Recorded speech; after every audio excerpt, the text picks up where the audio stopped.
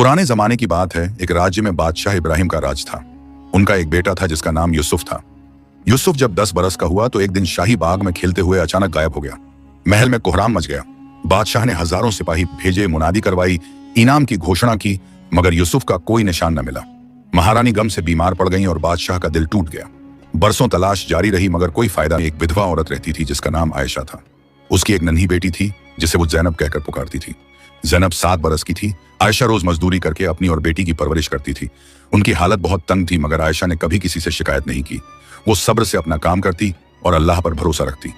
एक रोज आयशा बाजार से थोड़ा सा दूध और रोटी लेकर घर लौटी। उस दिन उसे मजदूरी में कुछ कम मिली थी, इसलिए खाना भी कम था। जैनब भूखी बैठी थी। आयशा ने दूध एक मटके में डाला और रोटी तोड़कर बेटी के सामने रखी। माँ और बेटी ने खाना शुरू किया। तब झोंपड़ी के दरवाजे पर एक आवाज आई। जैनब ने दरवाजा खोला तो देखा कि एक छोटा सफेद खरगोश वहां बैठा है। खरगोश की हालत बहुत खराब थी। वो कमजोर लग रहा था और उसकी आंखों में भूख साफ झलक रही थी। जैनब ने अम्मी को आवाज दी। आयशा बाहर आई और खरगोश को देखा। जैनब ने कहा कि अम्मी, यह खरगोश बहुत भूखा लगता है। आयशा ने एक पल सोचा। उनके पास वैसे ही कम खाना था। अगर खरगोश को कुछ दिया तो उनकी और बेटी की भूख बढ़ जाएगी। मगर आयशा का दिल नरम था। उसने जैनब से कहा कि बेटी, अल्लाह के हर मखलूक का हक है, चलो इसे भी कुछ दे देते हैं। आयशा ने दूध का आधा हिस्सा एक छोटे से बर्तन में निकाला और खरगोश के सामने रख दिया। खरगोश ने प्यार से दूध पिया। जैनब ने रोटी का एक टुकड़ा भी तोड़कर खरगोश को दिया। खरगोश ने वो भी खाया और फिर आयशा और जैनब की तरफ ऐसे देखा जैसे शुक्र अदा कर रहा हो। फिर खरगोश वहां से चला गया। आयशा और जैनब ने बचा हुआ खाना खाया। दोनों की भूख पूरी नहीं हुई मगर दोनों के दिल में सुकून था। रात हो गई और माँ बेटी सो गई। अगली सुबह जब आयशा उठी तो उसने देखा कि वही सफेद खरगोश फिर से उनकी झोंपड़ी के पास बैठा है। आयशा को हैरानी हुई। खरगोश उसकी तरफ देख रहा था। आयशा ने सोचा कि शायद खरगोश फिर से भूखा है। उसने घर में देखा, थोड़ा सा बासी खाना बचा था। उसने वो खरगोश को दे दिया। खरगोश ने खाया और फिर वहीं बैठ गया। अब खरगोश रोज आने लगा। आयशा जो भी कुछ बचा होता खरगोश को दे देती। कभी कभी खुद कम खाकर खरगोश के लिए बचा लेती। जैनब को भी खरगोश से प्यार हो गया। वो उसे गोदी में उठाती, उसके कान सहलाती और उससे बातें करती गई। उसकी सफेद फर चमकने लगी, आंखों में रौनक आ गई। मगर खरगोश अब भी रोज आता और आयशा की झोंपड़ी के पास ही रहता। रात को भी वो झोंपड़ी के बाहर ही सोता। एक दिन आयशा मजदूरी से लौट रही थी। रास्ते में उसे उस आदमी ने बताया कि बादशाह का बेटा यूसुफ अब भी लापता है और बादशाह ने फिर से तलाश शुरू करवाई है। जो कोई भी यूसुफ का पता लगाएगा उसे बहुत बड़ा इनाम मिलेगा। आयशा ने यह बात सुनी और अपने घर चली गई। उसे इनाम में कोई दिलचस्पी नहीं थी। वो तो बस अपनी रोजी रोटी में मसरूफ थी। घर पहुंचकर आयशा ने देखा कि खरगोश जैनब के साथ खेल रहा है। जैनब हंस रही थी और खरगोश उछल रहा था। आयशा को अपनी बेटी की यह खुशी देखकर सुकून मिला। उसने खाना बनाया और तीनों ने मिलकर खाया। हाँ, अब खरगोश भी रात को आयशा ने जैनब को सुलाया और खुद भी लेट गई। तभी खरगोश अचानक दरवाजे पर आकर खड़ा हो गया। वो ऐसे बर्ताव कर रहा था जैसे कुछ कहना चाहता हो। आयशा उठी और दरवाजा खोला। खरगोश बाहर निकल गया और फिर पीछे आयशा की तरफ देखा। आयशा को लगा कि खरगोश उसे बुला रहा है। आयशा ने सोचा कि शायद खरगोश किसी मुसीबत में है। उसने जैनब को सोता छोड़ा और खरगोश के पीछे चल दी। खरगोश धीरे धीरे चलता और बीच बीच में रुककर यह देखता कि आयशा आ रही है या नहीं। वो आयशा को बस्ती से बाहर की तरफ ले जा रहा था। आयशा को थोड़ा डर लगा मगर खरगोश पर उसका भरोसा था। वो चलती रही। बस्ती से बाहर एक पुराना बरगद का पेड़ था। खरगोश उस पेड़ की तरफ बढ़ा। पेड़ के पास पहुंचकर खरगोश एक तरफ रुक गया। वहां झाड़ियां थी। आयशा ने झाड़ियों की तरफ देखा। उसे कुछ अजीब आवाजें सुनाई दी। वो करीब गई और झाड़ियों को हटाया। वहां एक लड़का बेहोश पड़ा था। लड़के की उम्र 10 या 12 बरस की लग रही थी। उसके कपड़े फटे हुए थे और चेहरे पर मिट्टी लगी थी। आयशा घबरा गई। उसने लड़के को हिलाया। लड़का धीरे से आंखें खोली और फिर बंद कर ली। आयशा ने फौरन समझ लिया कि लड़का कमजोर हो गया है। उसे खाना और पानी चाहिए। मगर यहां तो कुछ नहीं था। आयशा ने सोचा कि लड़के को घर ले जाना होगा। आयशा ने लड़के को उठाने की कोशिश की मगर वो भारी था। खरगोश आयशा के पास आया और ऐसे करने लगा जैसे मदद कर रहा हो। आयशा ने हिम्मत जुटाई और लड़के को अपनी पीठ पर लाद लिया। वो धीरे धीरे अपनी झोंपड़ी की तरफ चल दी। खरगोश आगे आगे चल रहा था। घर पहुंचकर आयशा ने लड़के को अंदर लेटाया। जैनब अब भी सो रही थी। आयशा ने पानी गर्म किया और लड़के का मुंह धोया। फिर उसे थोड़ा पानी पिलाया। लड़के ने पानी पिया और फिर आंखें खोली। उसने आयशा की तरफ देखा और कुछ कहना चाहा मगर आवाज नहीं निकली। आयशा ने कहा कि बेटा, चिंता मत करो, तुम सुरक्षित हो। लड़के की आंखों में आंसू आ गए। आयशा ने उसे सहलाया और कहा कि पहले आराम करो। लड़का फिर से सो गया। खरगोश पूरे वक्त लड़के के पास बैठा रहा। आयशा को बड़ी हैरानी हुई कि खरगोश ने यह लड़का कैसे ढूंढा और वो उसे क्यों दिखाने ले गया। मगर उसे यह भी लगा कि यह सब अल्लाह की मर्जी से हो रहा है। अगली सुबह जैनब उठी तो उसने एक अनजान लड़के को झोंपड़ी में देखा। वो डर गई और अम्मी के पास भागी। आयशा ने सारी बात बताई। जैनब ने खरगोश को देखा और समझ गई कि खरगोश ने यह कमाल किया है। लड़का अब होश में था। आयशा ने उसे थोड़ा खाना दिया। लड़के ने खाना खाया और फिर आयशा से कहा कि मेरा नाम यूसुफ है। आयशा ने पूछा कि तुम्हारे माँ बाप कहाँ हैं? यूसुफ की आंखों में उदासी आ गई। उसने कहा कि मुझे याद नहीं आ रहा, मैं बहुत दिनों से भटक रहा हूं। आयशा को लगा कि लड़का कुछ छुपा रहा है, मगर उसने ज्यादा नहीं पूछा। उसने सोचा कि पहले लड़के को तंदुरुस्त करना है, बाकी बातें बाद में हो जाएंगी। यूसुफ कुछ दिन आयशा की झोंपड़ी में ठहर गया। खरगोश हमेशा यूसुफ के पास रहता।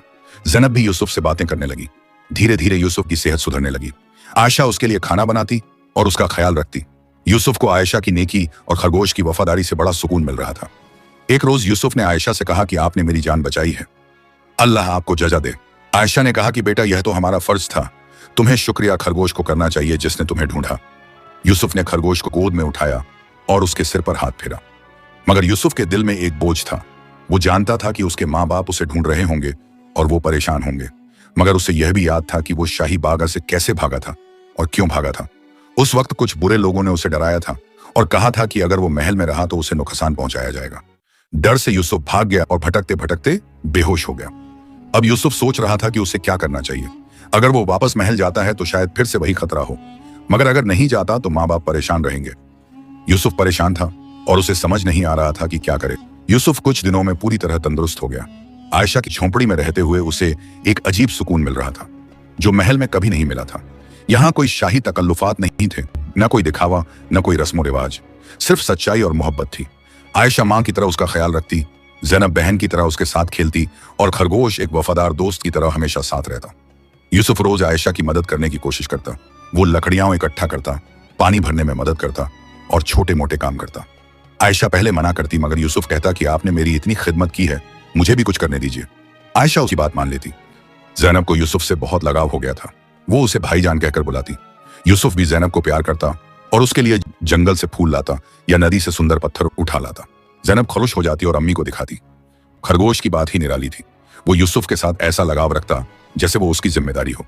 जब यूसुफ झोंपड़ी से बाहर जाता तो खरगोश भी साथ जाता। जब यूसुफ सोता तो खरगोश उसके पैरों के पास लेट जाता। आयशा को भी यह देखकर ताज्जुब होता कि यह खरगोश कितना समझदार है। एक रोज यूसुफ नदी से पानी भर रहा था। वहां कुछ गांव के लड़के भी थे जो नहा रहे थे। उन लड़कों ने यूसुफ को देखा और पूछा कि तुम कौन हो? पहले कभी नहीं देखा। यूसुफ ने कहा कि मैं आयशा खाला के यहाँ ठहरा हूं। लड़कों ने कहा कि अच्छी बात है, आयशा बीबी तो बहुत नेक है। फिर एक लड़के ने कहा कि तुम्हारे कपड़े तो बड़े अच्छे थे, अब इतने फटे क्यों हैं? यूसुफ ने कहा कि रास्ते में फट गए। लड़के ने शक से देखा मगर कुछ नहीं कहा। यूसुफ पानी लेकर वापस चला गया। खरगोश पूरे वक्त उसके साथ था। उसी रोज शाम को बस्ती में एक मुनादी करने वाला आया। उसने डुगडुगी बजाई और ऊंची आवाज में कहा कि बादशाह इब्राहिम का फरमान है कि जो कोई भी शहजादे यूसुफ का पता लगाएगा उसे 1000 अशरफियां इनाम में मिलेंगी। शहजादे की पहचान यह है कि उसकी दाहिनी कलाई पर एक निशान है जो शाही मोहर की तरह है। बस्ती के लोग इकट्ठा हो गए। सब यह खबर सुनकर हैरान थे। आयशा भी वहां खड़ी थी। उसने यह सुना तो उसके दिल में एक शक पैदा हुआ। वो घर लौटी और यूसुफ को देखा। यूसुफ जैनब के साथ बैठा था। आयशा ने गौर से यूसुफ को देखा। उसके कपड़े भले फटे थे, मगर उसका लहजा, उसके बोलने का तरीका, सब कुछ किसी शरीफ खानदान का लगता था। आयशा ने सोचा कि कहीं यह लड़का वही शहजादा तो नहीं, मगर फिर उसने सोचा कि नहीं, ये कैसे हो सकता है? शहजादा इस छोटी सी बस्ती में कैसे आएगा? उसने अपने मन को समझाया और खाना बनाने लगी। मगर रात को जब सब सो गए तो आयशा को नींद नहीं आई। वो सोचती रही कि अगर यह लड़का सच में शहजादा है तो उसे उसके माँ बाप के पास पहुंचाना चाहिए। मगर फिर वो सोचती कि शहजादा इस हालत में कैसे होगा, जरूर कोई बात है, और अगर मैंने किसी को बताया और बात गलत निकली तो लड़के की बेइज्जती होगी। आयशा ने फैसला किया कि वो खुद यूसुफ से पूछेगी। अगली सुबह जब यूसुफ उठा तो आयशा ने उससे कहा कि बेटा मुझे तुमसे कुछ पूछना है। यूसुफ ने कहा कि हाँ खाला पूछिए। आयशा ने कहा कि तुम सच सच बताओ, तुम कौन हो और तुम्हारे माँ बाप कौन हैं? यूसुफ की आंखों में डर आ गया। वो चुप हो गया। आयशा ने नरम आवाज में कहा कि बेटा मुझे सच बताओ, मैं तुम्हारा बुरा नहीं चाहती। यूसुफ की आंखों में आंसू आ गए। उसने कहा कि खाला मैं डरा हुआ हूं, मुझे नहीं पता क्या करूं। आयशा ने उसे पास बिठाया और कहा कि बेटा डरो मत, जो भी बात है मुझे बताओ। यूसुफ ने एक लंबी सांस ली और कहा कि खाला मैं बादशाह इब्राहिम का बेटा हूं, मेरा नाम यूसुफ है और मैं महल से भागा हूं। आयशा को इसकी उम्मीद थी, फिर भी यह सुनकर वो हैरान रह गई। उसने पूछा कि बेटा तुम महल से क्यों भागे? यूसुफ ने रोते हुए कहा कि खाला एक रोज मैं शाही बाग में खेल रहा था। वहां कुछ आदमी आए जिन्हें मैं पहचानता नहीं था। उन्होंने मुझे कहा कि शहजादे, हम तुम्हारे अब्बा हुजूर के खास लोग हैं, हमें तुमसे कुछ कहना है। मैं उनके पास गया तो उन्होंने कहा कि शहजादे तुम्हारी जान खतरे में है, महल में कुछ लोग तुम्हें नुकसान पहुंचाना चाहते हैं। अगर तुम महल में रहे तो तुम्हारे साथ बुरा होगा। मुझे बहुत डर लग गया। मैं उस वक्त छोटा था, मुझे समझ नहीं आया कि क्या करूं। वो लोग बोले कि तुम फौरन यहां से भाग जाओ और किसी को मत बताना। मैं डर के मारे बागा से भाग गया। मैं दौड़ता रहा। मुझे रास्ता नहीं पता था। मैं शहर से निकल गया और जंगल में घुस गया। भूख प्यास से मेरा बुरा हाल हो गया। मैं भटकता रहा और फिर बेहोश हो गया। जब होश आया तो मैं यहां था। आयशा ने यूसुफ को गले लगाया और कहा कि बेटा, तुम्हारे साथ बहुत बुरा हुआ। उन लोगों ने तुम्हें धोखा दिया। तुम्हारे अब्बा हुजूर तुम्हें बहुत ढूंढ रहे होंगे। यूसुफ ने कहा कि खाला, मुझे अब भी डर लगता है।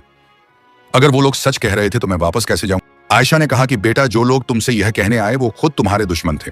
उन्होंने तुम्हें महल से भगाया ताकि तुम्हें नुकसान हो। असली खतरा महल में नहीं, उन लोगों से था। तुम्हारे अब्बा हुजूर तुम्हारी हिफाजत कर सकते हैं। यूसुफ ने आयशा की बात सुनी और सोचने लगा। तब ज़ैनब बाहर से आई। उसने देखा कि यूसुफ भाईजान रो रहे हैं। वो भागकर आई और पूछा कि क्या हुआ। आयशा ने ज़ैनब को सारी बात बताई। ज़ैनब की आंखें बड़ी हो गईं। उसने कहा कि तो भाईजान असली शहजादे हैं। यूसुफ ने सिर हिलाया। ज़ैनब ने यूसुफ से कहा कि भाईजान, आपको अपने अम्मी अब्बा के पास जाना चाहिए, वो बहुत परेशान होंगे। यूसुफ ने कहा कि हाँ ज़ैनब, मैं भी यही सोच रहा हूँ। खरगोश जो अब तक चुपचाप बैठा था, अचानक यूसुफ के पास आया और उसके पैर को अपने पंजे से छुआ। यूसुफ ने खरगोश को देखा। खरगोश की आंखों में एक अजीब चमक थी, जैसे वो कुछ कह रहा हो। यूसुफ ने खरगोश को गोद में उठाया और कहा कि तुमने मेरी जान बचाई, तुम मेरे सच्चे दोस्त हो। आयशा ने कहा कि बेटा, यह खरगोश भी अल्लाह की तरफ से तुम्हारे पास भेजा गया है। यह तुम्हें बचाने आया था और अब भी तुम्हारे साथ है। तुम्हें घबराने की जरूरत नहीं। मैं तुम्हारे साथ चलूंगी और तुम्हें तुम्हारे अब्बा हुजूर के पास पहुंचा दूंगी। यूसुफ ने कहा कि खाला, मेरे लिए इतना कर रही हैं, मैं आपका शुक्रिया कैसे अदा करूं? आयशा ने कहा कि बेटा, यह तो मेरा फर्ज है। अल्लाह ने तुम्हें मेरे पास भेजा, मैं तुम्हारी हिफाजत करूंगी। मगर आयशा के दिल में एक और फिक्र थी। वो जानती थी कि अगर वो सीधे महल जाकर कहेगी कि यह शहजादा है तो हो सकता है कि लोग यकीन न करें, या फिर वो लोग जिन्होंने यूसुफ को भगाया था वो फिर से कोई शरारत करें। उससे कोई पक्का तरीका चाहिए था। आयशा ने यूसुफ से पूछा कि बेटा, तुम्हारे पास कोई ऐसी निशानी है जिससे साबित हो सके कि तुम शहजादे हो? यूसुफ ने कहा कि हाँ खाला, मेरी दाहिनी कलाई पर एक निशान है जो शाही मोहर जैसा है। यह निशान मुझे पैदाइश से है। आयशा ने कहा कि बेटा, यह बहुत अच्छी बात है, इससे सबको यकीन हो जाएगा। फिर आयशा ने सोचा कि महल जाने से पहले उसे बस्ती के सरपंच से मिलना चाहिए। सरपंच एक समझदार आदमी था और लोग उस पर भरोसा करते थे। अगर सरपंच साथ चले तो बात में वजन रहेगा। आयशा ने यूसुफ और ज़ैनब से कहा कि तुम लोग यहीं ठहरो, मैं सरपंच साहब से मिलकर आती हूँ। यूसुफ ने कहा कि खाला, मैं भी चलूं। आयशा ने कहा कि नहीं बेटा, अभी तुम यहीं रहो, मैं बात करके आती हूँ। खरगोश यूसुफ के पास रह गया। आयशा सरपंच के घर गई। सरपंच का नाम हामिद था। वो एक बुजुर्ग आदमी था जिसकी इज्जत सब करते थे। आयशा ने दरवाजा खटखटाया। हामिद साहब ने दरवाजा खोला और आयशा को देखकर पूछा कि आयशा बीबी, क्या बात है? आयशा ने कहा कि हामिद साहब, मुझे आपसे कुछ जरूरी बात करनी है। हामिद साहब ने आयशा को अंदर बुलाया। आयशा बैठ गई और उसने पूरी कहानी सुनाई। हामिद साहब ध्यान से सुनते रहे। जब आयशा ने बात खत्म की तो हामिद साहब ने कहा कि आयशा बीबी, यह तो बहुत बड़ी बात है। अगर यह लड़का सच में शहजादा है तो उसे फौरन महल पहुंचाना चाहिए। आयशा ने कहा कि हाँ हामिद साहब, मगर मुझे डर है कि कहीं कोई गलती न हो जाए। हामिद साहब ने कहा कि मैं तुम्हारे साथ चलूंगा। पहले मैं खुद लड़के से मिलूंगा और फिर हम महल की तरफ चलेंगे। आयशा को राहत मिली। दोनों आयशा की झोंपड़ी की तरफ चले। रास्ते में हामिद साहब ने कहा कि आयशा बीबी, तुमने बहुत बड़ा काम किया है। शहजादे को बचाकर और उसकी परवरिश करके तुमने बादशाह पर बहुत बड़ा एहसान किया है। आयशा ने कहा कि हामिद साहब, मैंने तो बस अपना फर्ज अदा किया। असली एहसान तो खरगोश का है जिसने शहजादे को ढूंढा। झोंपड़ी पहुंचकर हामिद साहब ने यूसुफ को देखा। यूसुफ खड़ा हो गया और अदब से हामिद साहब को सलाम किया। हामिद साहब ने यूसुफ के लहजे और तहजीब को देखा और समझ गए कि यह लड़का किसी शरीफ खानदान का है। उन्होंने यूसुफ से कुछ सवाल पूछे। यूसुफ ने सब जवाब दिए। फिर हामिद साहब ने यूसुफ से कहा कि बेटा, अपनी दाहिनी कलाई दिखाओ। यूसुफ ने अपनी कलाई आ गई। वहां एक निशान था जो बिल्कुल शाही मोहर की तरह था। हामिद साहब ने गौर से देखा और फिर कहा कि अल्लाह का शुक्र है, यह सच में शहजादा यूसुफ है। हामिद साहब ने आयशा से कहा कि आयशा बीबी, फौरन तैयारी करो, हम अभी महल की तरफ चलते हैं। आयशा ने कहा कि हामिद साहब, क्या ज़ैनब भी साथ चल सकती हैं? हामिद साहब ने कहा कि हाँ जरूर, वो भी चलेगी और वो खरगोश भी साथ आना चाहिए जिसने शहजादे को ढूंढा। आयशा ने थोड़ी तैयारी की। उसने ज़ैनब को साफ कपड़े पहनाए और खुद भी बुर्का पहन लिया। यूसुफ के पास तो वही फटे कपड़े थे। हामिद साहब ने कहा कि कोई बात नहीं, यही सही है, इससे पता चलेगा कि शहजादे ने कितनी तकलीफें झेली हैं।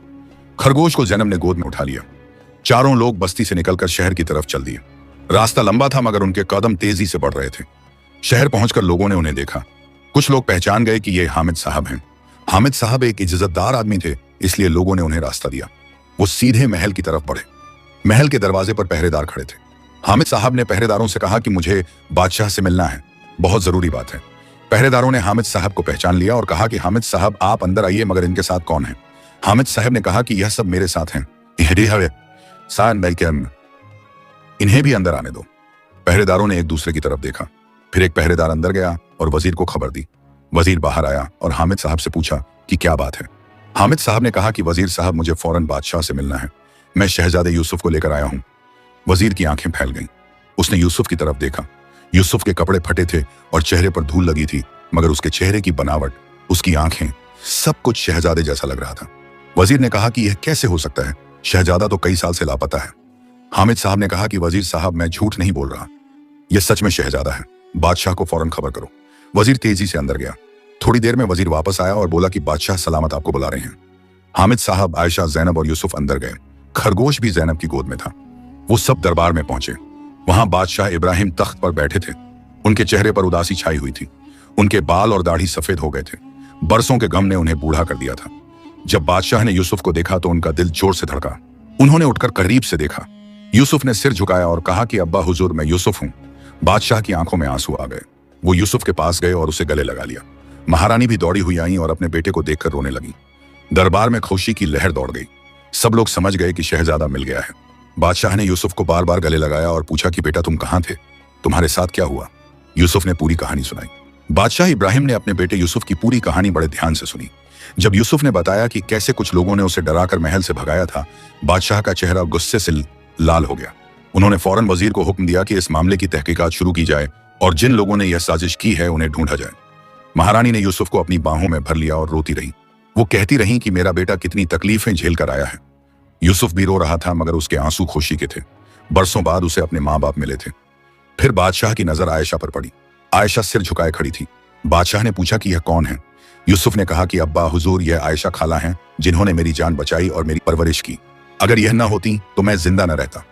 बादशाह ने आयशा की तरफ देखा। आयशा के कपड़े बिल्कुल सादे थे। उसके हाथ मेहनत से खुरदरे हो गए थे। बादशाह समझ गए कि यह एक गरीब मजदूर औरत है जिसने उनके बेटे को बचाया। बादशाह उठे और आयशा के पास आए। उन्होंने कहा कि आयशा बीबी, आपने मेरे बेटे की जान बचाकर मुझ पर और पूरे राज्य पर बहुत बड़ा एहसान किया है। मैं आपका कर्जदार हूं। आयशा ने कहा कि बादशाह सलामत, मैंने तो बस अपना फर्ज निभाया। यह तो अल्लाह की मेहरबानी है कि उसने शहजादे को मेरे पास भेजा। बादशाह ने कहा कि नहीं आयशा बीबी, आपने जो किया वो बहुत बड़ी बात है। अपनी तंगी में भी आपने मेरे बेटे को खाना खिलाया, उसकी देखभाल की। यह नेकी कोई छोटी बात नहीं है। फिर बादशाह की नजर जैनब पर पड़ी, जो अपनी अम्मी के पीछे छुपी हुई थी। बादशाह ने पूछा कि यह कौन है? यूसुफ ने कहा कि अब्बा हुजूर, यह जैनब है, आयशा खाला की बेटी। इसने भी मेरा बहुत ख्याल रखा और मुझे बहन की तरह प्यार दिया। बादशाह ने जैनब को प्यार से देखा और कहा कि बेटी, तुमने भी बहुत अच्छा किया। तुम और तुम्हारी अम्मी दोनों बहुत नेक दिल हैं। महारानी ने भी जैनब को पास बुलाया और उसके सिर पर हाथ फेरा। तब बादशाह की नजर जैनब की गोद में बैठे सफेद खरगोश पर पड़ी। बादशाह ने पूछा कि यह खरगोश कहां से आया? यूसुफ ने कहा कि अब्बा हुजूर, यह तो सबसे अहम है। यह खरगोश ही वो है जिसने मुझे ढूंढा। मैं जंगल में बेहोश पड़ा था और यह खरगोश आयशा खाला को मेरे पास ले गया। अगर यह खरगोश ना होता तो मैं वहीं मर गया होता। बादशाह और दरबार के सब लोग हैरान रह गए। बादशाह ने कहा कि यह तो अल्लाह का करिश्मा है। एक जानवर ने इंसानों से बेहतर काम किया। बादशाह ने खरगोश को करीब से देखा। खरगोश बिल्कुल शांत बैठा था। उसकी आंखों में एक अजीब समझदारी थी। यूसुफ ने आगे बताया कि अब्बा हुजूर, यह खरगोश पहले आयशा खाला के घर आया था। वो बहुत भूखा और कमजोर था। आयशा खाला और जैनब के पास खुद बहुत कम खाना था, मगर उन्होंने अपना खाना इस खरगोश के साथ बांटा। उनकी दया देखकर यह खरगोश उनके घर में ही रहने लगा और फिर एक रात यह खरगोश आयशा खाला को मेरे पास ले गया। बादशाह ने आयशा से कहा कि आयशा बीबी, आपकी नेक दिली का ही नतीजा है कि यह खरगोश आपकी मदद करने के लिए तैयार हुआ। जब आपने अपनी तंगी में भी इस मासूम जानवर पर रहम किया तो अल्लाह ने इस जानवर को आपकी मदद के लिए भेज दिया। यह नेकी का बदला है। आयशा की आंखों में आंसू आ गए। उसने कहा कि बादशाह सलामत, मैंने तो यह सोचकर नहीं किया था कि मुझे कोई बदला मिलेगा। मैंने बस अल्लाह के बंदे और उसकी मखलूकत पर रहम किया था। बादशाह ने कहा कि यही तो असली नेकी है आयशा बीबी, जो बिना किसी स्वार्थ के की जाए। फिर बादशाह ने हामिद साहब की तरफ देखा और कहा कि हामिद साहब, आपने भी बहुत मदद की। आप शहजादे को यहाँ लाए और यह सब संभव हुआ। हामिद साहब ने कहा कि बादशाह सलामत, मैंने तो बस अपना फर्ज निभाया। असली काम तो आयशा बीबी ने किया है। बादशाह ने वजीर को हुक्म दिया कि आयशा बीबी और जैनब के लिए महल में खास इंतजाम किए जाएं। उन्हें आराम दिया जाए और अच्छे कपड़े और खाना दिया जाए। वजीर ने फौरन खादिमाओं को बुलाया और उन्हें हुक्म दिया। आयशा ने कहा कि बादशाह सलामत, हमें इतनी तकल्लुफात की जरूरत नहीं, हम अपने घर जाना चाहते हैं। बादशाह ने कहा कि आयशा बीबी, आप मेरे मेहमान हैं, कम से कम कुछ दिन यहाँ ठहरिए, मुझे आपसे और बात करनी है। आयशा ने अदब से सिर झुकाया और मान गई। महारानी ने यूसुफ को गुसलखाने में ले जाने का हुक्म दिया। यूसुफ को नहलाया गया उसके बाल कटवाए गए और उसे शाही कपड़े पहनाए गए। जब यूसुफ शाही लिबास में दरबार में वापस आया तो वो बिल्कुल बदला हुआ लग रहा था। अब वो फिर से शहजादा दिख रहा था। आयशा और जैनब को भी अच्छे कमरे दिए गए, उन्हें नए कपड़े दिए गए और खाना परोसा गया। जैनब को महल देखकर बड़ी हैरानी हो रही थी। उसने कभी इतना बड़ा और खूबसूरत मकान नहीं देखा था। मगर आयशा थोड़ी बेचैन थी, उसे इतनी शान शौकत में अजीब लग रहा था। जैनब ने खरगोश को अपने पास ही रखा। महल के खादिम खरगोश को देखकर हैरान हो रहे थे। कोई जानवर महल में नहीं आता था, मगर बादशाह के हुक्म से खरगोश को भी अच्छा खाना दिया गया और उसके लिए एक आरामदायक जगह बनाई गई। शाम हो गई। बादशाह ने पूरे राज्य में मुनादी करवाई कि शहजादा यूसुफ मिल गया है। यह खबर सुनकर पूरे शहर में खुशी की लहर दौड़ गई। लोग सड़कों पर आ गए और जश्न मनाने लगे। बाजारों को सजाया गया, मिठाइयां बांटी गईं। रात को बादशाह ने एक खास महफिल का इंतजाम किया। दरबार के सब अहम लोगों को बुलाया गया। बादशाह ने सबके सामने आयशा का शुक्रिया अदा किया और कहा कि इस नेकदिल औरत ने मेरे बेटे की जान बचाई है और मैं इसे कभी नहीं भूल सकता। फिर बादशाह ने कहा कि आयशा बीबी, मैं आपको इनाम देना चाहता हूँ। मुनादी में 1000 अशरफियों का ऐलान था, मगर मैं आपको इससे कहीं ज्यादा देना चाहता हूँ। आप जो चाहे मांग लीजिए, मैं आपकी हर ख्वाहिश पूरी करूंगा। आयशा ने कहा कि बादशाह सलामत, मुझे किसी इनाम की जरूरत नहीं।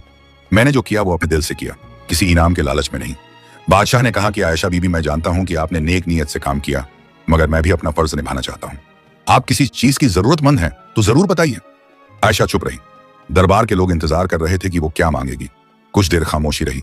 फिर जैनब ने अम्मी से धीरे से कहा कि अम्मी, हमारी झोंपड़ी तो बहुत टूटी फूटी है, अगर बादशाह सलामत एक छोटा सा घर बनवा दें तो अच्छा रहेगा। आयशा ने जैनब की बात सुनी और फिर बादशाह से कहा कि बादशाह सलामत, अगर आप कुछ देना ही चाहते हैं तो हमारी झोंपड़ी की जगह एक छोटा सा पक्का घर बनवा दीजिए, आज इतना काफी है। बादशाह मुस्कुराए और कहा कि आयशा बीबी, आप सच में बहुत सादा दिल हैं, मगर मैं इतने से संतुष्ट नहीं हो सकता। मैं आपके लिए एक बड़ा घर बनवाऊंगा, आपको हर महीने वजीफा मिलेगा ताकि आपको मजदूरी ना करनी पड़े, और जैनब के लिए भी सब इंतजाम होंगे। आयशा की आंखों में आंसू आ गए। उसने कहा कि बादशाह सलामत, यह तो बहुत ज्यादा है। बादशाह ने कहा कि नहीं आयशा बीबी, मेरे बेटे की जान के बदले यह कुछ भी नहीं है, आप चुपचाप मेरी बात मान लीजिए। फिर बादशाह ने कहा कि और एक बात, आयशा बीबी, आपकी बेटी जैनब और मेरा बेटा यूसुफ अब दोस्त हैं। मैं चाहता हूं कि जैनब को भी वही तालीम मिले जो शाही खानदान की लड़कियों को मिलती है। अगर आप इजाजत दें तो मैं इसका इंतजाम करूंगा। आयशा हैरान रह गई। उसने कभी सोचा नहीं था कि उसकी बेटी को इतना मौका मिलेगा। उसने बादशाह से पूछा कि बादशाह सलामत, क्या यह सही है, एक गरीब की बेटी को शाही तालीम? बादशाह ने कहा कि आयशा बीबी, असली शराफत दौलत में नहीं अखलाकत में होती है। आप और आपकी बेटी ने अपनी नेकी से साबित कर दिया कि आप किसी भी शाही खानदान से बेहतर हैं। आयशा ने शुक्रिया अदा किया और बादशाह की बात मान ली। जैनब को भी बहुत खुशी हुई। यूसुफ भी खुश था कि अब जैनब महल में रहेगी और वो दोस्त बने रह सकेंगे। फिर बादशाह ने खरगोश के बारे में पूछा। उन्होंने कहा कि यह खरगोश भी बहुत खास है, इसने मेरे बेटे को बचाया, इसलिए यह भी सम्मान का हकदार है। बादशाह ने हुक्म दिया कि खरगोश के लिए महल में एक खास जगह बनाई जाए। खरगोश को सोने के पिंजरे में रखा जाए और उसे रोज ताजा फल और सब्जियां दी जाएं। मगर खरगोश सोने के पिंजरे में नहीं रहना चाहता था। जब उसे पिंजरे में रखा गया तो वो बेचैन हो गया। जैनब ने यह देखा और बादशाह से कहा कि बादशाह सलामत, यह खरगोश आजाद रहना चाहता है, इसे कैद में मत रखिए। बादशाह ने समझा और खरगोश को आजाद छोड़ दिया। खरगोश महल के बाग में घूमने लगा, मगर वो हमेशा यूसुफ और जैनब के पास आ जाता। अगले दिन बादशाह ने तहकीकात शुरू करवाई। वजीर ने महल के सब नौकरों और पहरेदारों से पूछताछ की। धीरे धीरे पता चला कि 3 आदमी थे जो उस दिन शाही बाग में थे जब यूसुफ गायब हुआ था। यह तीनों बादशाह के एक दूर के रिश्तेदार के नौकर थे। उस रिश्तेदार का नाम मंसूर था। मंसूर खो तख्त का दावेदार बनना चाहता था और इसलिए उसने यूसुफ को रास्ते से हटाने की साजिश की थी। बादशाह को जब यह पता चला तो वो बहुत गुस्सा हुए। उन्होंने मंसूर को गिरफ्तार करवाया और उसके नौकरों को भी पकड़वाया। मंसूर ने अपना जुर्म कबूल कर लिया। बादशाह ने फैसला किया कि मंसूर को देश निकाला दिया जाए और उसके नौकरों को भी सजा दी जाए। यह फैसला सुनकर पूरे राज्य में यह खबर फैल गई कि बादशाह इंसाफ के साथ रहम भी करते हैं। मंसूर ने जो किया वो बहुत बुरा था, मगर बादशाह ने उसे मौत की सजा नहीं दी। आयशा और जैनब कुछ दिन महल में रहे। इस दौरान बादशाह के कारीगरों ने उनकी बस्ती में एक खूबसूरत घर बनाया। घर में कई कमरे थे, एक छोटा बाग था और पानी का इंतजाम भी था। जब घर तैयार हो गया तो बादशाह आयशा और जैनब को लेकर वहां गए। बस्ती के लोग बादशाह को देखकर हैरान हो गए। बादशाह ने आयशा को उनका नया घर दिखाया। आयशा की आंखों में खुशी के आंसू आ गए। उसने कभी सोचा नहीं था कि उसे इतना अच्छा घर मिलेगा। जैनब खुशी से उछल पड़ी और घर हर कमरे में भागने लगी। बादशाह ने आयशा से कहा कि आयशा बीबी, यह घर आपका है और हर महीने आपको राजकोष से वजीफा मिलेगा। अब आपको किसी चीज की कमी नहीं होगी। आयशा ने बादशाह का शुक्रिया अदा किया और दुआएं दी। फिर बादशाह ने कहा कि जैनब को हफ्ते में 3 दिन महल में तालीम के लिए भेजा जाए। वहां उसे पढ़ना लिखना सिखाया जाएगा और दूसरे हुनर भी। आयशा ने खुशी खुशी मान लिया। बस्ती के सरपंच हामिद साहब ने भी बादशाह से मुलाकात की। बादशाह ने हामिद साहब को भी इनाम दिया। और उनकी मदद के लिए शुक्रिया अदा किया। हामिद साहब ने कहा कि बादशाह सलामत, मैंने तो अपना फर्ज निभाया है। धीरे धीरे सब कुछ सामान्य होने लगा। यूसुफ महल में वापस आ गया और अपनी पुरानी जिंदगी में लौट गया, मगर अब वो बदल गया था। उसने गरीबी देखी थी, ककीरी शायरी माई केरी सी थी, तकलीफ झेली थी और नेक दिली का असली मतलब समझा था। वो पहले से ज्यादा नरम दिल हो गया था। जैनब हफ्ते में 3 दिन महल आती और यूसुफ के साथ पढ़ती। दोनों अच्छे दोस्त बन गए थे। यूसुफ जैनब को बहन की तरह मानता था और जैनब यूसुफ को भाईजान कहकर बुलाती। खरगोश की बात सबसे अजीब थी। वो महल के बाग में रहता, मगर कभी कभी जैनब के साथ उसके घर भी चला जाता। खरगोश को दोनों जगहों पर प्यार मिलता था। महल के माली खरगोश के लिए ताजा सब्जियां और फल लाते और आयशा भी उसका ख्याल रखती। एक दिन यूसुफ ने बादशाह से कहा कि अब्बा हुजूर, मैं आयशा खाला की बस्ती देखना चाहता हूँ। मैं देखना चाहता हूँ कि वहां के लोग कैसे रहते हैं। बादशाह ने कहा कि बेटा, यह अच्छी बात है। एक बादशाह को अपनी प्रजा की हालत जानना जरूरी है। बादशाह यूसुफ को लेकर उस बस्ती में गए। वहां जाकर यूसुफ ने देखा कि लोग बहुत गरीब हैं। उनके घर टूटे फूटे हैं, रास्ते कच्चे हैं और पानी की कमी है। यूसुफ को बहुत तकलीफ हुई। उसने बादशाह से कहा कि अब्बा हुजूर, इन लोगों को मदद की जरूरत है। बादशाह ने कहा कि बेटा, तुम सही कह रहे हो। मैं इस बस्ती के हालाती हालात सुधारने के लिए हुक्म देता हूँ। बादशाह ने फौरन वजीर को बुलाया और कहा कि इस बस्ती के रास्ते पक्के करवाओ, लोगों के घरों की मरम्मत करवाओ और पानी के कुएं खुदवाओ। बस्ती के लोग बादशाह के एहसान से बहुत खुश हुए।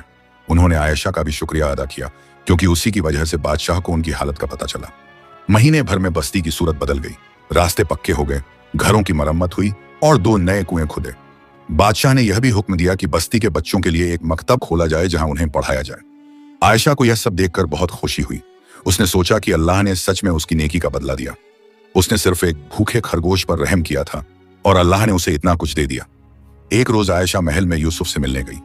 यूसुफ ने उससे कहा कि खाला, आपने मुझे जिंदगी का असली सबक सिखाया। आपने मुझे दिखाया कि असली खुशी दौलत में नहीं, नेक दिली में है। मैं हमेशा आपका शुक्रगुजार रहूंगा। आयशा ने कहा कि बेटा, मैंने तो बस वही किया जो सही था। तुम भी जब बड़े होकर बादशाह बनोगे तो अपनी प्रजा के साथ नेकी करना। बादशाही सिर्फ हुकूमत करने में नहीं, लोगों की खिदमत करने में है।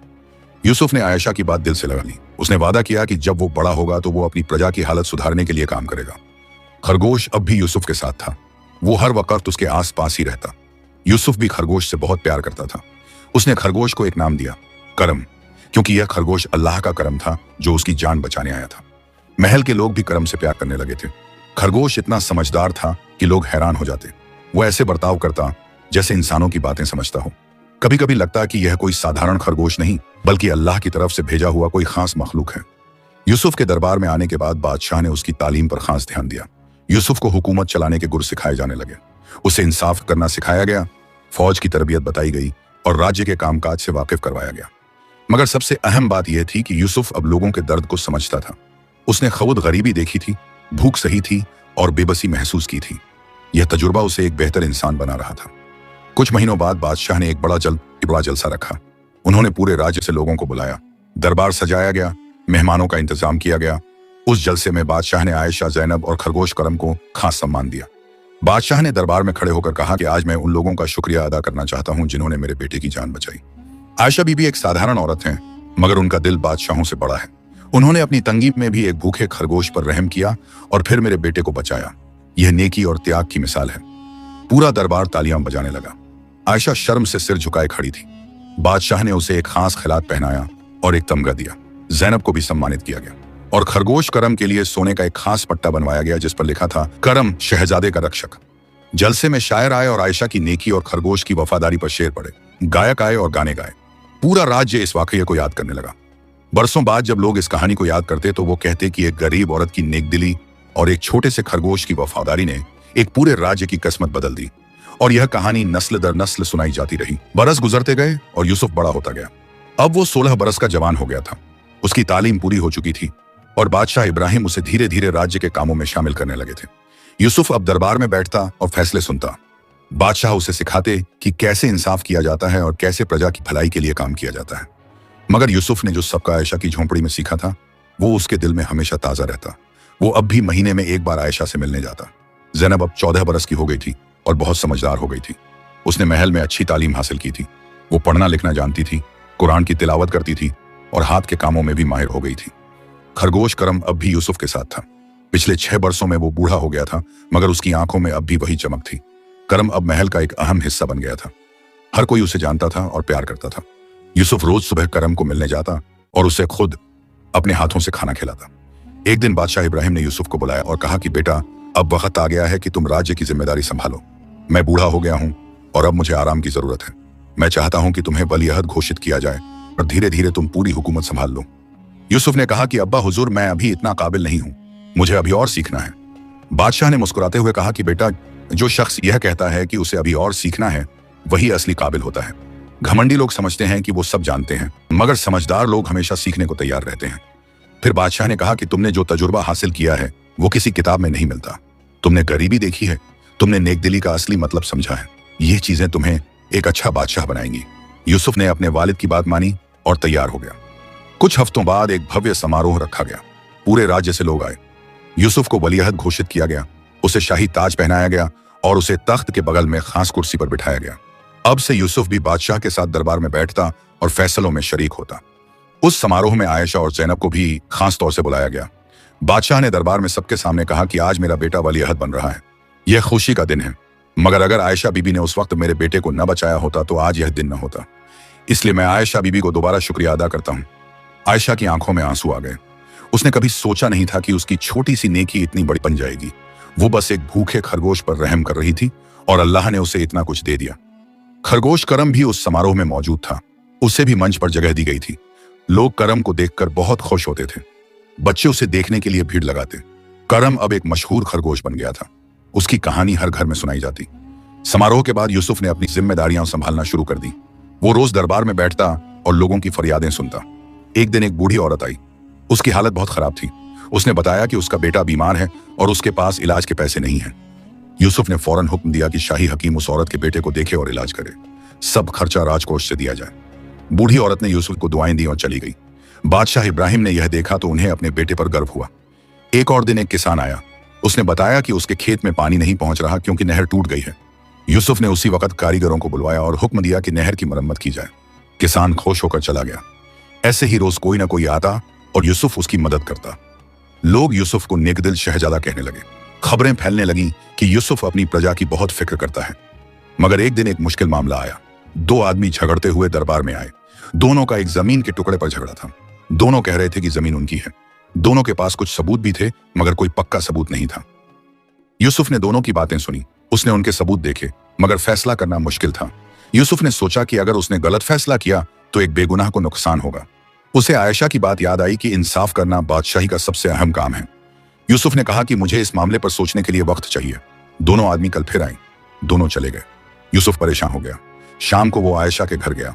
उसने आयशा को पूरा मामला बताया और कहा कि खाला, मुझे समझ नहीं आ रहा क्या करूं। आयशा ने कहा कि बेटा, जब तुम्हें फैसला ना सूझे तो अल्लाह से मदद मांगो। रात को इस्तिखारा करो और फिर सुबह जो दिल कहे वो करो। अल्लाह जरूर रास्ता दिखाएगा। यूसुफ ने आयशा की बात मानी। रात को यूसुफ ने नमाज पढ़ी और अल्लाह से दुआ की। फिर वो सो गया।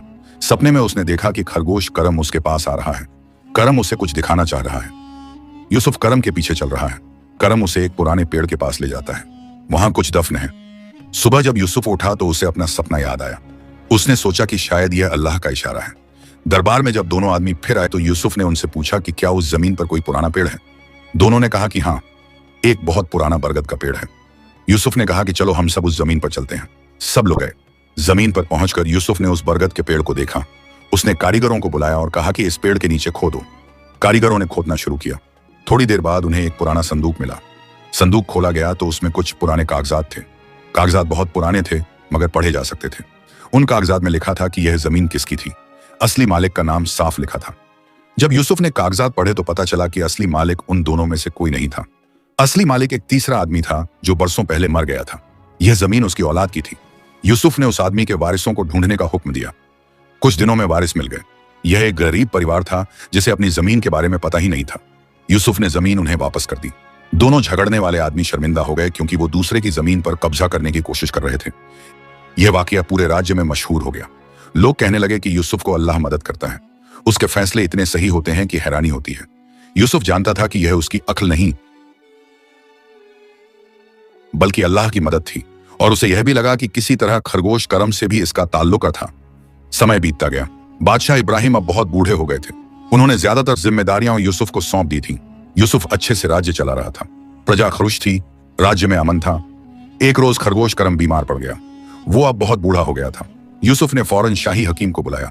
हकीम ने करम को देखा और कहा कि शहजादे, यह बुढ़ापे की कमजोरी है। करम की उम्र बहुत हो गई है। यूसुफ को बहुत तकलीफ हुई। यूसुफ ने करम को अपने कमरे में रखा और खुद उसकी देखभाल करने लगा। वो उसे अपने हाथों से खाना खिलाता, पानी पिलाता। रात को करम यूसुफ के पलंग के पास ही सोता। जैनब भी रोज आकर करम से मिलती और उसे प्यार करती। कुछ दिनों बाद करम की हालत और खराब हो गई। एक रात यूसुफ करम के पास बैठा था। करम बहुत कमजोर हो गया था। यूसुफ ने करम के सिर पर हाथ फेरा और कहा कि करम, तुमने मेरी जान बचाई। तुम मेरे सच्चे दोस्त हो। मैं हमेशा तुम्हें याद रखूंगा। करम ने यूसुफ की तरफ देखा। उसकी आंखों में अब भी वही चमक थी। ऐसा लग रहा था जैसे वो कुछ कहना चाह रहा हो। फिर धीरे धीरे करम ने आंखें बंद कर ली और आखिरी सांस ली। करम इस दुनिया से चला गया। यूसुफ रो पड़ा। उसने करम को इतने बरस साथ रखा था कि अब वो उसका परिवार बन गया था। यूसुफ ने फौरन आयशा और जैनब को खबर भिजवाई। दोनों महल आईं। तीनों ने मिलकर करम को दफनाने का फैसला किया। करम को महल के बाग में एक खास जगह दफनाया गया।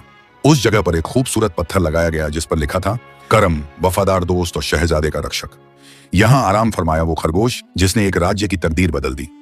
पूरे राज्य में करम की मौत का शोक मनाया गया। लोग करम को देखने महल आए। बच्चे फूल लेकर आए और करम की कब्र पर रखे। सबने करम को दुआएं दी। आयशा ने यूसुफ से कहा कि बेटा, गम मत करो। करम ने अपनी जिंदगी अच्छे से गुजारी। उसने नेकी का काम किया और तुम्हें बचाया। अल्लाह उसे जन्नत में जगह दे। यूसुफ ने कहा कि खाला, मुझे यकीन है कि अल्लाह करम को जरूर अच्छी जगह देगा। उसने जो काम किया वो किसी इंसान ने भी नहीं किया। करम की मौत के बाद यूसुफ और भी ज्यादा नेक दिल हो गया। उसने सोचा कि करम ने अपनी छोटी सी जिंदगी में इतना बड़ा काम किया तो मुझे तो और भी ज्यादा नेकी करनी चाहिए। यूसुफ ने और भी ज्यादा मेहनत से प्रजा की खिदमत करनी शुरू की। एक दिन यूसुफ को ख्याल आया कि करम की याद में कुछ खास किया जाना चाहिए। उसने बादशाह इब्राहिम से बात की। बादशाह ने कहा कि बेटा, तुम जो चाहो करो। यूसुफ ने फैसला किया कि राज्य में हर गांव में एक छोटा सा अस्पताल बनवाया जाए जहां गरीब लोगों का मुफ्त इलाज हो, और हर अस्पताल के बाहर करम की एक मूर्ति लगाई जाए जो लोगों को याद दिलाए कि नेकदिली और दया कितनी अहम है। यह खबर सुनकर आयशा बहुत खुश हुई। उसने कहा कि बेटा, यह बहुत अच्छा काम है। करम की याद हमेशा जिंदा रहेगी और लोग नेकी का सबक सीखेंगे। यूसुफ ने फौरन काम शुरू करवा दिया। कुछ महीनों में पूरे राज्य में अस्पताल बनने लगे।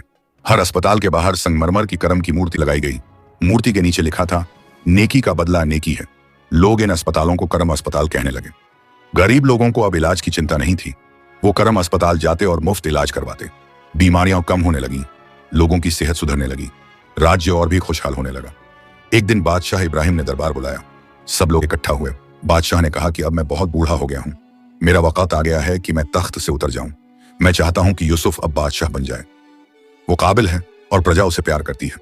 दरबार के सब लोगों ने इत्तेफाक किया। यूसुफ ने अपने वालिद के कदम चूमे और कहा कि अब्बा हुजूर, मैं आपकी जगह कभी नहीं ले सकता, मगर मैं आपके बताए रास्ते पर चलने की कोशिश करूंगा। बादशाह इब्राहिम ने मुस्कुराते हुए कहा कि बेटा, तुम मुझसे बेहतर बादशाह बनोगे।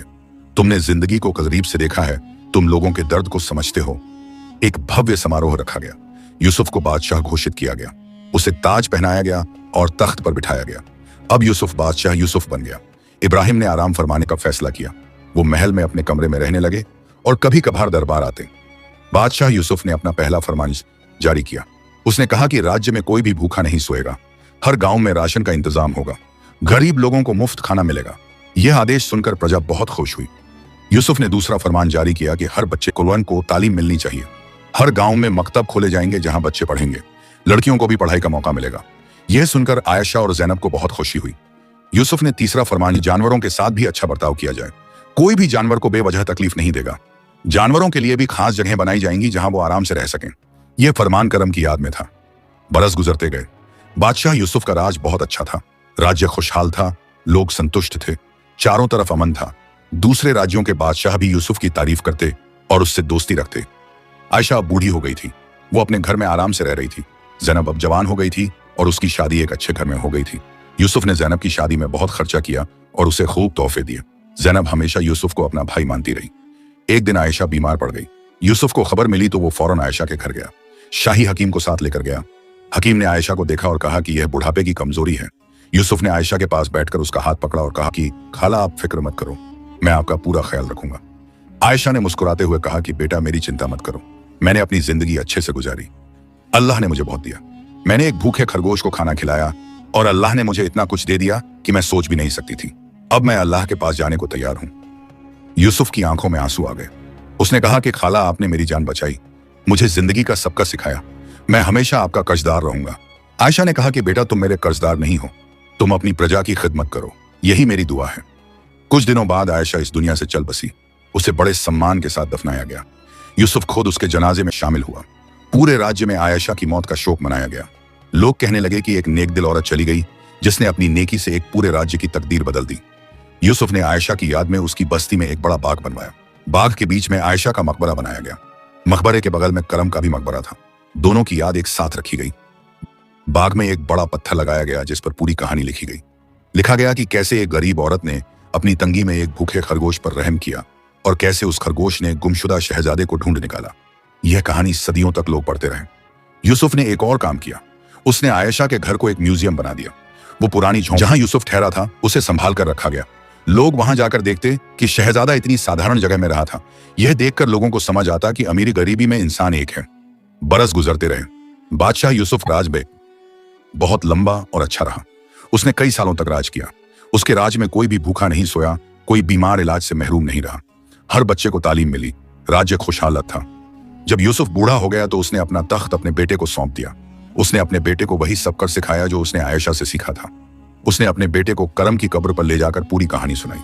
उसने कहा कि बेटा याद रखना, असली बादशाही शान शौकत में नहीं, नेक दिली में है। उसके बेटे ने भी वही रास्ता अपनाया। फिर उसके बेटे ने और फिर उसके बेटे ने। यह सिलसिला नस्ल दर नस्ल चलता रहा।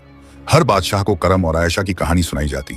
हर बादशाह उस बाग में जाता और दोनों की कब्रों पर फूल चढ़ाता। सदियां गुजर गई मगर यह कहानी कभी नहीं भूली गई। लोग अपने बच्चों को यह कहानी सुनाते।